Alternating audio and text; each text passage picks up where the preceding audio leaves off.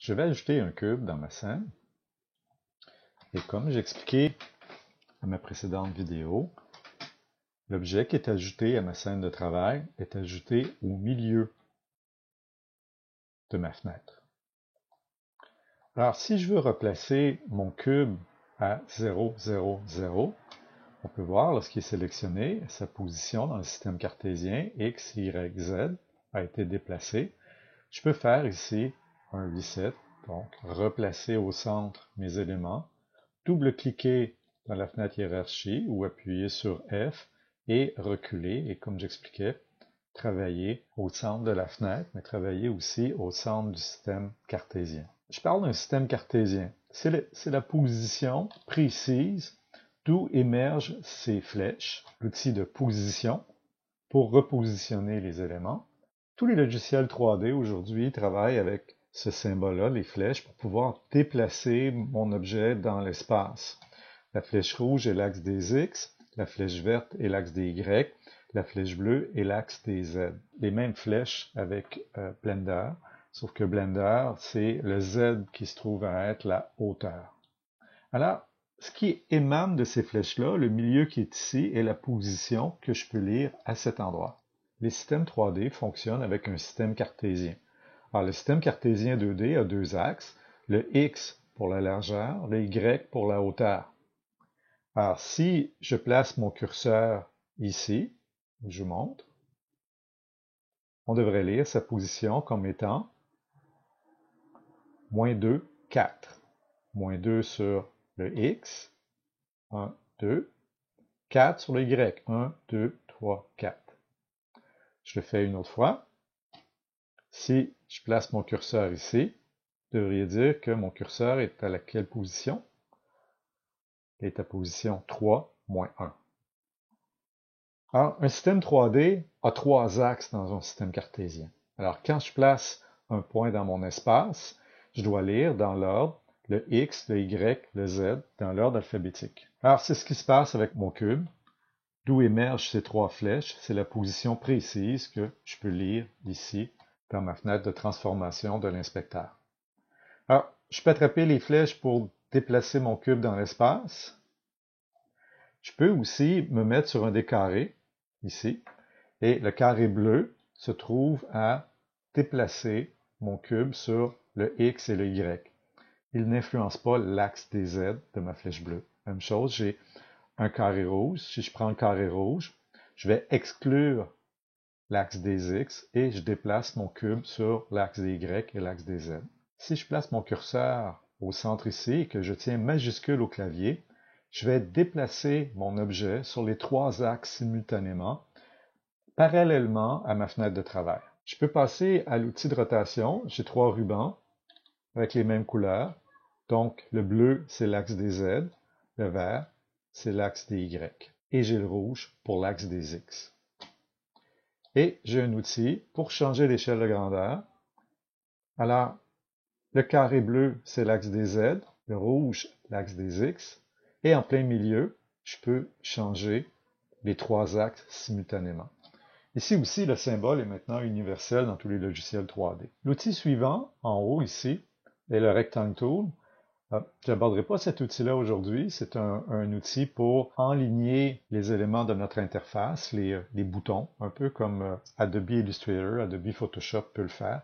Donc, on est capable d'agrandir le support de nos boutons sans agrandir, sans désenligner la typographie et les boutons qui y sont placés. Le dernier bouton ici est une combinaison des trois transformateurs, le déplacement, la rotation et aussi la taille échelle qui n'apparaît pas actuellement sur mon écran. J'ai remarqué que régulièrement, l'outil taille échelle dans cette combinaison-là n'est pas visible. Moi, je préfère travailler avec chacun de ces outils-là, un à un, sans plus précis, je ne m'accroche pas dans les autres. Alors, je vais replacer ce cube au centre. Je vais faire un reset. Voilà. Pour vous montrer que je pouvais aussi déplacer ma position X, Y, Z directement dans les onglets qui sont là. Je mets mon curseur sur l'axe et je suis capable de changer l'orientation de cette façon-là.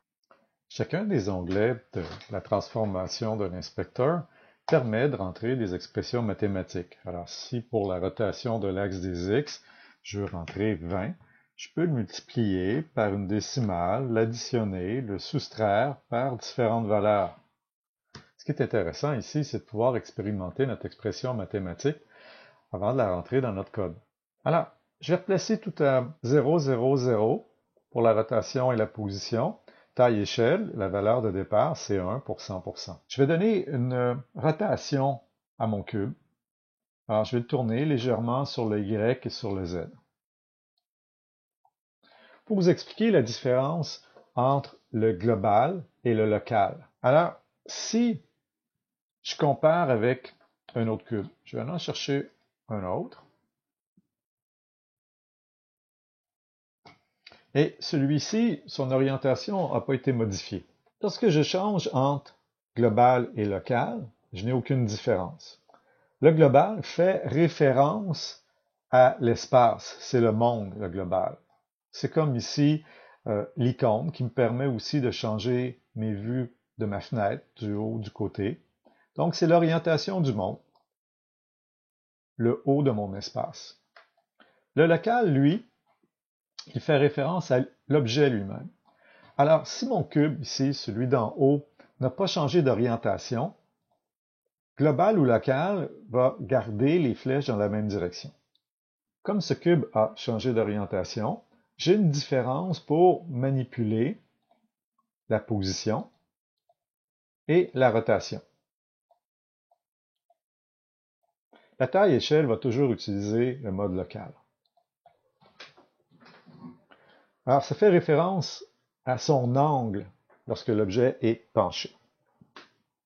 Si on regarde maintenant nos valeurs de transformation, vous savez ce qu'on appelle transformation, ne fait pas référence à une métamorphose. Transformation, traditionnellement dans un logiciel 3D, fait référence à la position, la rotation et taille échelle. Lorsque je manipule mon cube avec le transformateur 3D, lorsque je le monte sur le Y en mode global, je peux voir ici que mes positions sont rafraîchies dans la fenêtre de transformation. Si je suis en mode local, lorsque je vais monter mon cube sur le Y, je peux remarquer que les trois axes ici changent. Pourtant, je manipule que l'axe des Y. La même chose, si je manipule que l'axe des X, on peut voir que les trois axes ici changent. Alors, ce qu'il faut en conclure, c'est que l'affichage de la position dans la fenêtre inspecteur est toujours en mode global et que le changement ici du mode global ou local ne change absolument pas la façon dont je vais manipuler mon objet dans la fenêtre de transformation. C'est-à-dire que même si c'est marqué local ici, ma manipulation sur l'axe des Y que je fais actuellement dans la fenêtre de transformation, elle se trouve à être globale. On peut voir ici, quand je manipule le Y, mon cube bouge de haut en bas et ne suit pas la direction de la flèche, comme si j'attrapais la flèche ici. Lorsque vous allez coder pour faire de l'interactivité, vous allez pouvoir définir que vous voulez travailler la position en mode local ou global. Donc, dans le code, les deux options sont disponibles. Il faut simplement changer le code en conséquence. La fenêtre ici est donc toujours globale. Et ici, lorsque je manipule avec mon transformateur 3D, j'ai le choix avec le bouton ici, global, local. Maintenant, si on regarde la rotation, là aussi, pour la rotation, lorsque je vais manipuler, je vais avoir une différence de l'orientation de mes bagues si j'ai déjà tourné mon objet dans l'espace. Il y a une influence qui provient de ce qu'on appelle le gimbal lock. Je l'expliquerai dans une autre vidéo ultérieurement, quand on sera plus avancé dans le cours. Et ici, encore une fois, si je fais une manipulation sur l'axe des X, si je fais une manipulation sur l'axe des Y, on peut voir que la façon dont mon cube tourne, que les valeurs qui sont ici travaillent uniquement en mode global. Donc, même si c'est écrit local, c'est local pour l'orientation de mon transformateur 3D. Donc, je vois que mes bagues changent de position en local ou global, mais lorsque je manipule ma valeur ici, ça va toujours être en mode global. Lorsque vous allez coder, eh bien, le code va fonctionner avec 4 axes. On appelle ça un système quaternum.